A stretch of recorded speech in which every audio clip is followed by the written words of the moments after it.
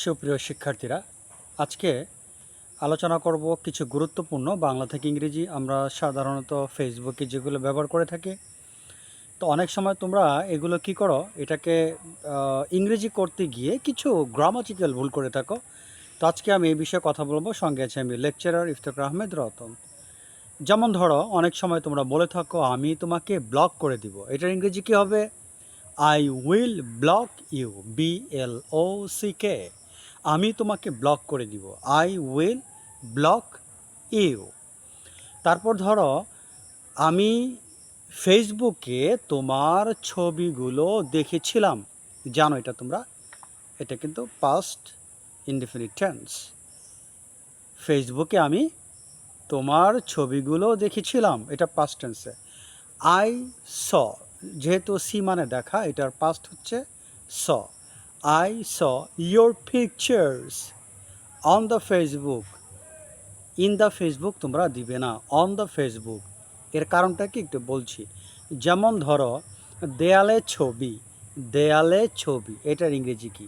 Picture in the ওয়াল নাকি picture on the ওয়াল? অবশ্যই picture on the ওয়াল।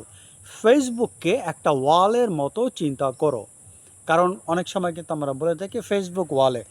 অনেকে কিন্তু এটা ব্যবহার করে ফেসবুক ওয়ালে।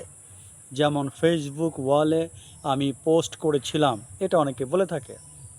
তো তুমি ওইভাবে এটাকে ইমাজিন করো যে আমি ফেসবুক ওয়ালে ছবি দেখেছিলাম।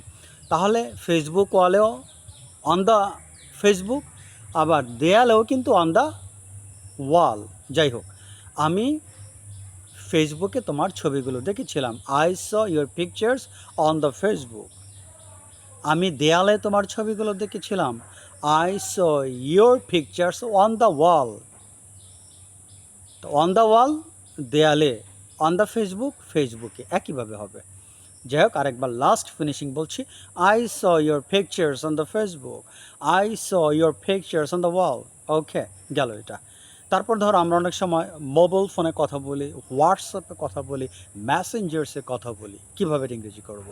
যেমন ধরো, আমি তোমার সাথে ফোনে কথা বলি, I talk to you on the phone, I talk to you on the phone. আমি মেসেঞ্জারে কথা বলি, আই টক অন মেসেঞ্জার। আমি হোয়াটসঅ্যাপে কথা বলি, আই টক অন হোয়াটসঅ্যাপ। আশা করি ভিডিওটি বুঝতে পেরেছ। আজ এই পর্যন্ত, আল্লাহ হাফেজ।